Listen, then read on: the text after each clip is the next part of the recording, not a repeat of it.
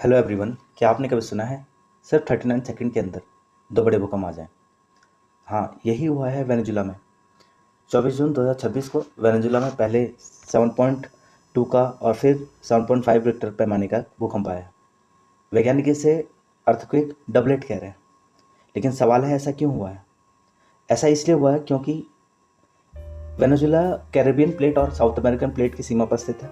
यहाँ ये है हमारा प्यारा भारत, और हमारे प्यारे भारत के एकदम ठीक हम पीछे की तरफ जाएंगे। पृथ्वी गोल है, हमारा गोला गोल है, पीछे की तरफ जाएंगे तो आपको एक कॉन्टिनेंट मिलेगा साउथ अमेरिका। साउथ अमेरिका के उत्तर में अगर बात करते हैं तो उत्तर में ये है वेनेजुला। हाल ही में अमेरिका के द्वारा यहाँ पर क्या है, इनके राष्ट्रपति को किडनैप भी किया था। सही शब्द है, किडनैप भी किया था। तो चलो टॉपिक पे आते हैं। तो बेसिकली यहाँ पर दो प्लेट है, एक कैरेबियन प्लेट और दूसरा कौन सा, साउथ अमेरिकन प्लेट। ये दोनों प्लेट क्या है, आपस में एक दूसरे के साथ रगड़खारी कहने का मतलब है इनका, जैसे कि आपको पता है प्लेटें जो हैं वो गति करती हैं, और जब प्लेटें गति करती हैं तो ये बेसिकली प्लेटें, कैरेबियन प्लेट किस तरफ, इस तरफ गति कर रही है, और साउथ अमेरिकन प्लेट किस तरफ, इस तरफ गति कर रही है। दोनों गति कर रही है और दोनों क्या है, एक दूसरे से रगड़ खा रही है।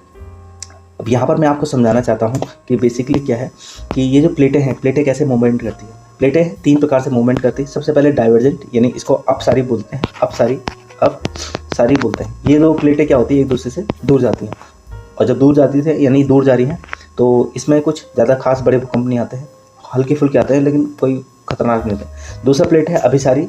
कौन सा, अभिसारी, ठीक है, अभिसारी यानी कन्वर्जेंट बोलते हैं। कन्वर्जेंट मतलब दो प्लेटें आपस में एक दूसरे से मिलती है। अब जब दो प्लेटें आपस में मिलती हैं तो फिर क्या है, भूकंप आता है। और ये बेसिकली हिमालयन में ऐसी घटनाएं घटती हैं, हिमालय में ऐसी घटनाएं घटती हैं। तीसरी जो है ये संरक्षी प्लेट, या कह सकते हैं ट्रांसफॉर्म बाउंड्री प्लेट बाउंड्री है। यहाँ पर दो प्लेटें आपस में क्या है, एक दूसरे के साथ ना टकराती है ना एक दूसरे से अलग जाती है। यहाँ पर प्लेटें एक दूसरे के समानांतर और अपोजिट डायरेक्शन में क्या गति करती है, यानी रगड़ खाती है। और जब रगड़ खाती है तो सबसे खतरनाक भूकंप इसी क्षेत्र में आता है, और सबसे खतरनाक भूकंप यही माना जाता है। तो वेनेजुला में यही हुआ। यहाँ पर एक कैरेबियन प्लेट किस तरफ जा रहा था, कैरेबियन प्लेट आपका पूर्व की तरफ, और साउथ अमेरिकन प्लेट जो है वो पश्चिम की तरफ जा रहा था, जिसके कारण इस वाले क्षेत्र में क्या है, रगड़ खाया, इस वाले क्षेत्र में रगड़ खाया, और जिसके कारण भूकंप आया। और ये भूकंप जो है वो डबलेट भूकंप है, यानी दो भूकंप एक साथ आए। और मैंने आपको बताया दो भूकंप एक साथ आए, लेकिन ध्यान रखना यहाँ पर आप कंफ्यूज नहीं होगा। अर्थक्वेक डबलेट में और एक दूसरा और है आफ्टर शॉक।